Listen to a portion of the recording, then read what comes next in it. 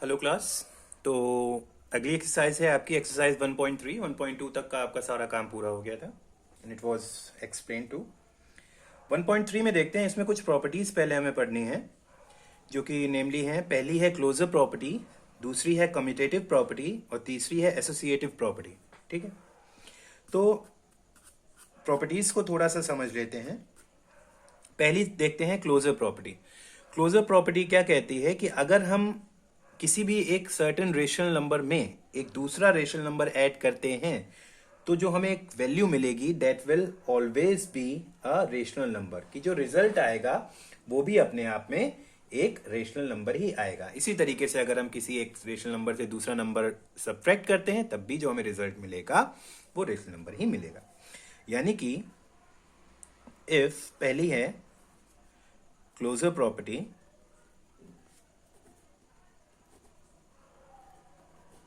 this property says that if a and b are rational numbers, कि अगर a और b जो हैं वो कैसे नंबर हैं, रेशनल नंबर्स हैं। यानी रेशनल नंबर कौन से होते हैं, जिनको p बाय q की फॉर्म में लिखा जा सके, यानी कि जिनको फ्रैक्शन की फॉर्म में लिखा जा सके।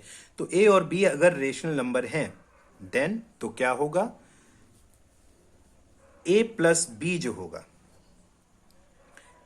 a plus b and a minus b are also rational. तो a प्लस बी और a माइनस बी भी कैसे रहेंगे, वो भी रेशनल नंबर ही रहेंगे।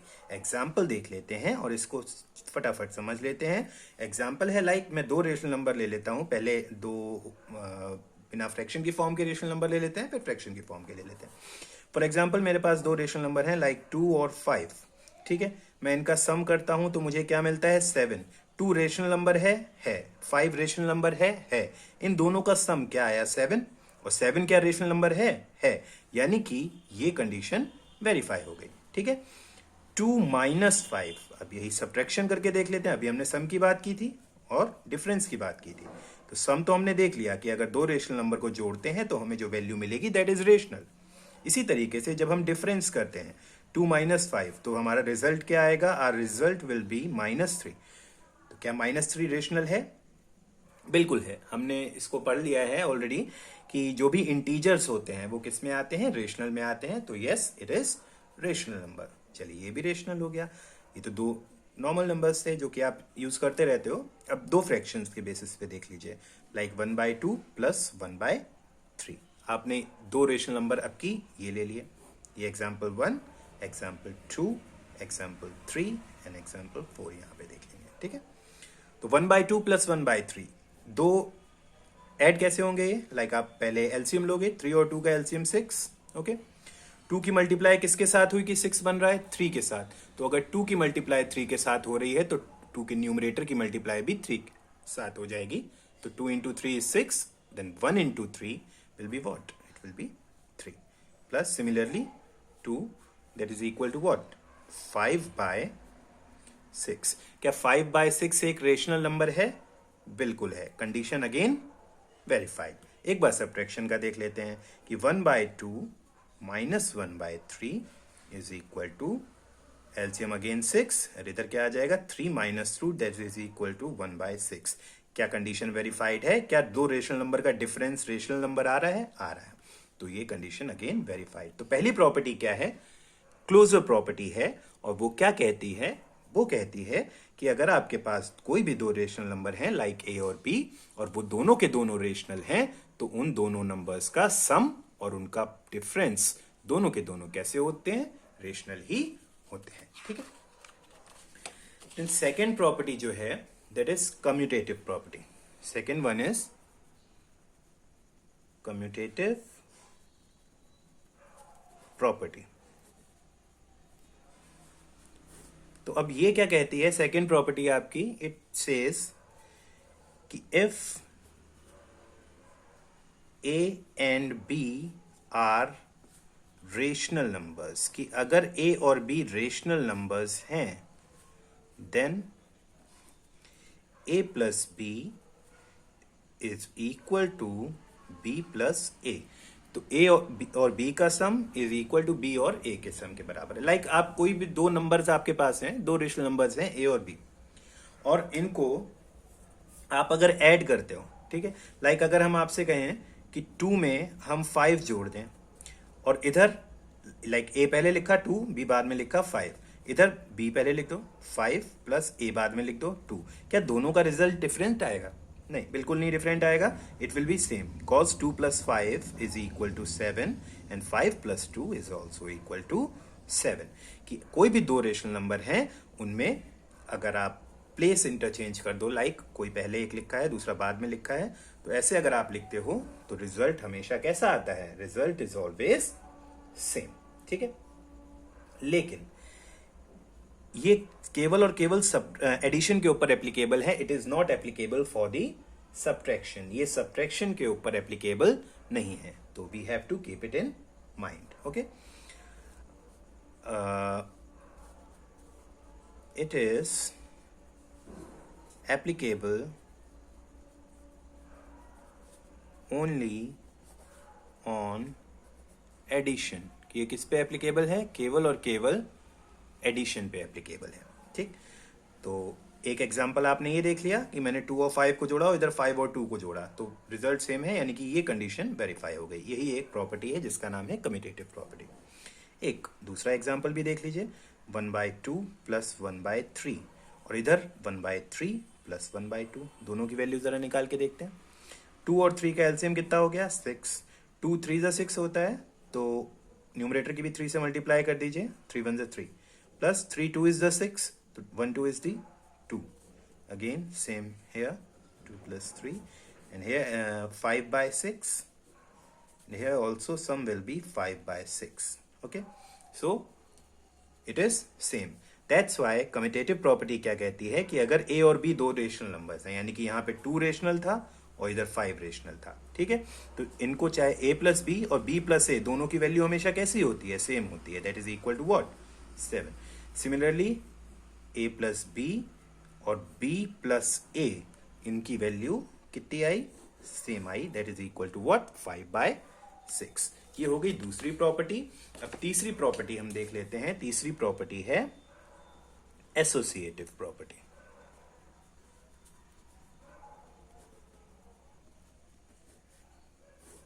ठीक है, अब इसका कॉन्सेप्ट क्या है? अब इसका कॉन्सेप्ट भी देख लेते हैं। ये कहता है कि if A, B and C are rational numbers, then a plus b plus c is equal to a plus b plus c। अब आप कहोगे कि इसमें कोई चेंज तो है नहीं, तो हाँ, चेंज अब हो जाएगा अगर हम इसमें यहाँ पे ब्रैकेट लगा दें और इसमें यहाँ पे ब्रैकेट लगा दें। तो इसके अकॉर्डिंग पहले हम a और b को जोड़ लें और उसके बाद c को जोड़ें, या फिर पहले b और c को जोड़ लें और उसके बाद उसमें a को ऐड करें। In both the cases the value will be same and it will be what? It will be equal, and it is also applicable on addition, just like commutative property. ठीक है, for example एक simple सा example देख लीजिए, 1/2 plus 1/3 plus 1/4। Let's do this one, okay. ए क्या हो गया हमारा? 1/2, बी क्या हो गया? 1/3, सी क्या हो गया? 1/4। और इधर ए की जगह 1/2, बी की जगह 1/3 और सी की जगह 1/4। रेशनल नंबर है 3, ठीक। इसमें क्या करना है? पहले इन दोनों पे ब्रैकेट लगा दीजिए, इस पे, इन दोनों पे। तो ब्रैकेट का यूज ये हो गया कि बॉडमास के अकॉर्डिंग पहले जो ब्रैकेट के अंदर वैल्यू है वो सॉल्व होगी। तो इसमें वैल्यू क्या आएगी? 2 और 3 का एलसीएम 6, इधर क्या हो जाएगा? 3 1 is the 3 plus 2 1 is the 2 plus 1/4। It will be what?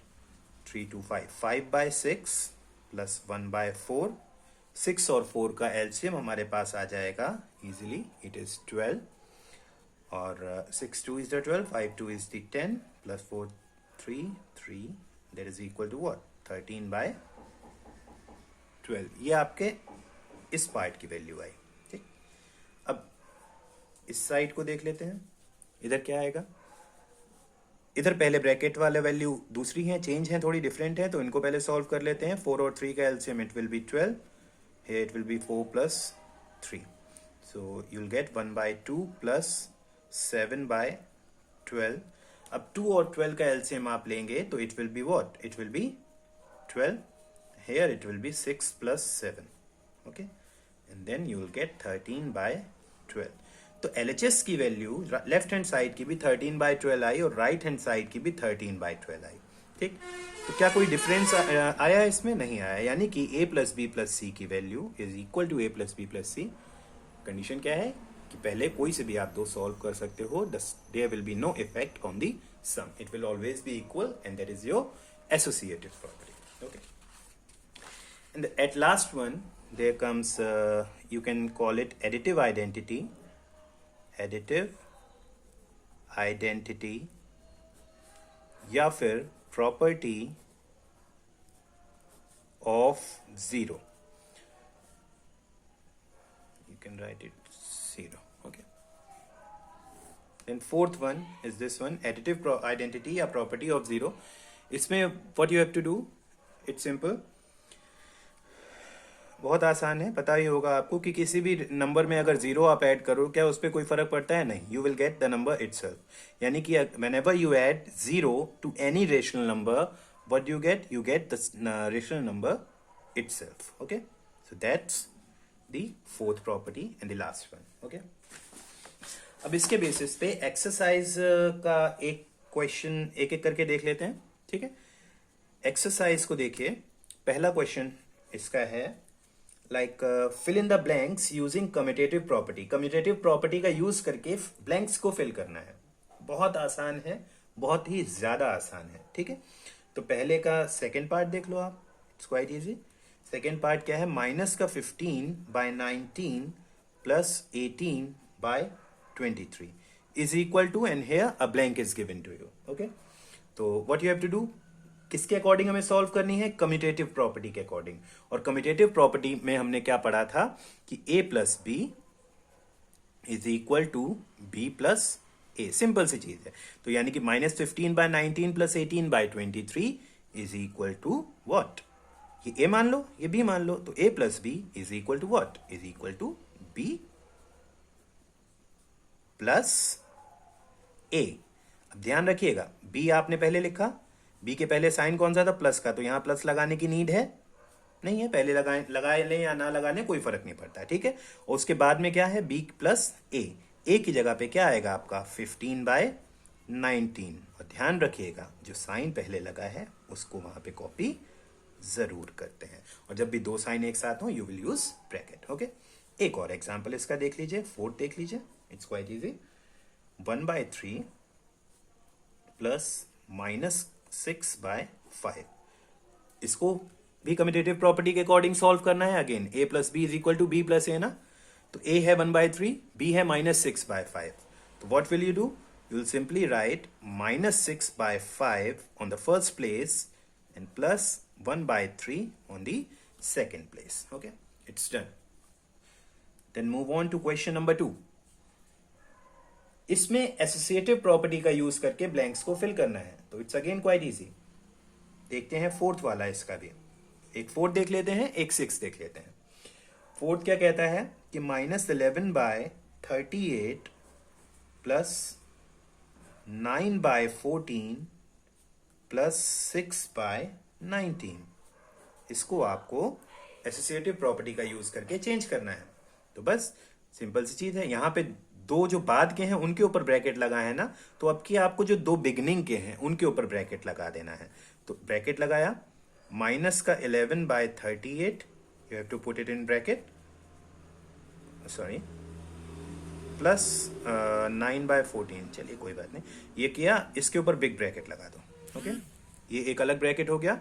और 6 बाय 19 को अलग कर दीजिए. क्यों? क्योंकि a plus B plus c बाद के दो पे अगर ब्रैकेट लगा है तो it will be equal to what? a plus B.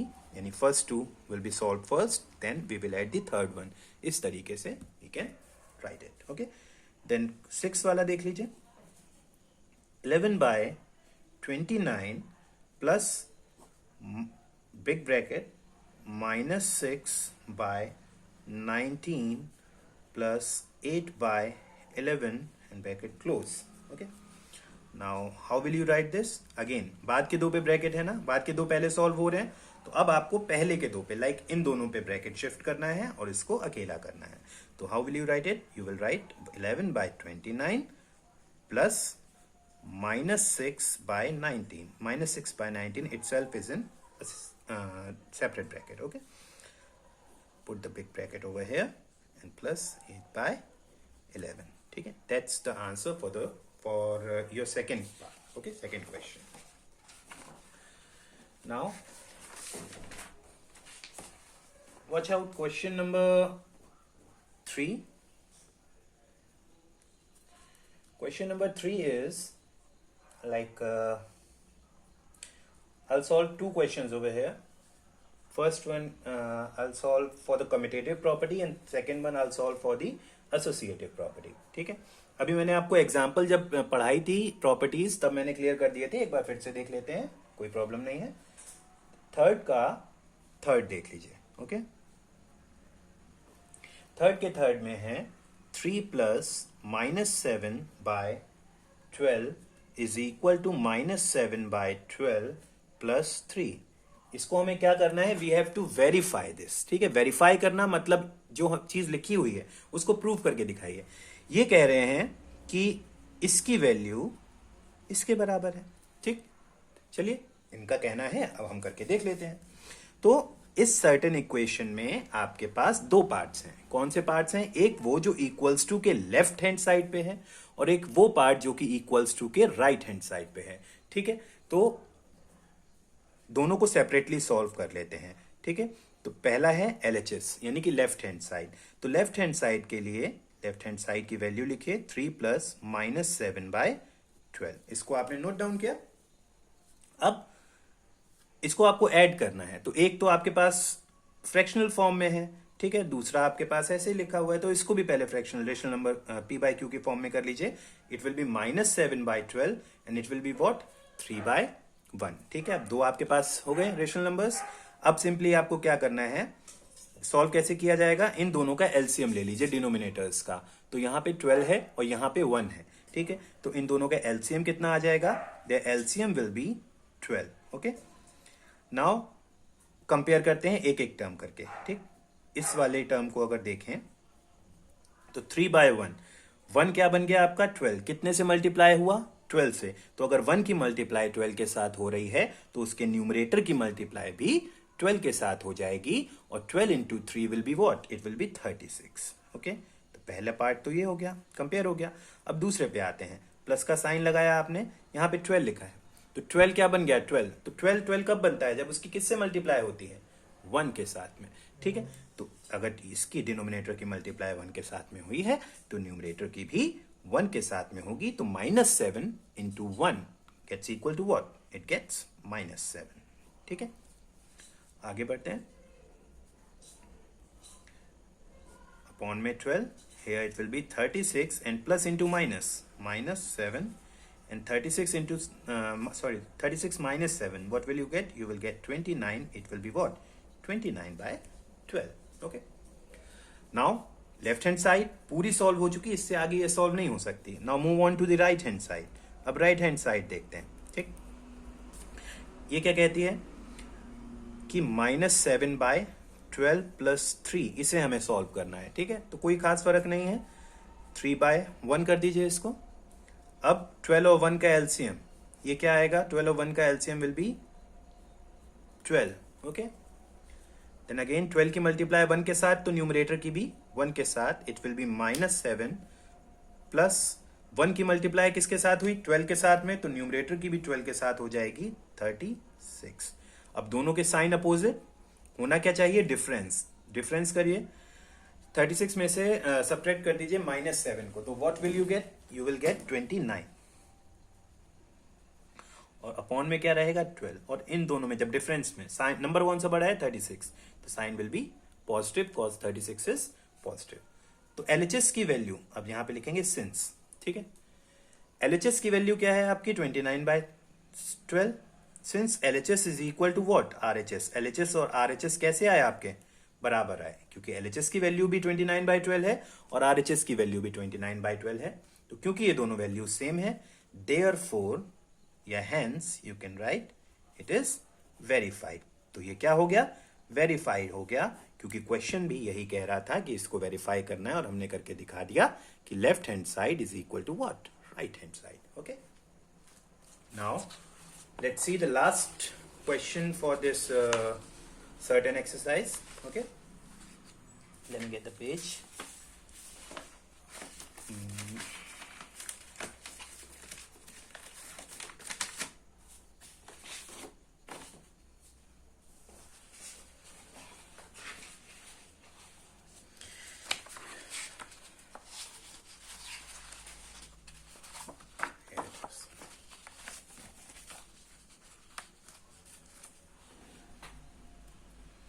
अब थर्ड का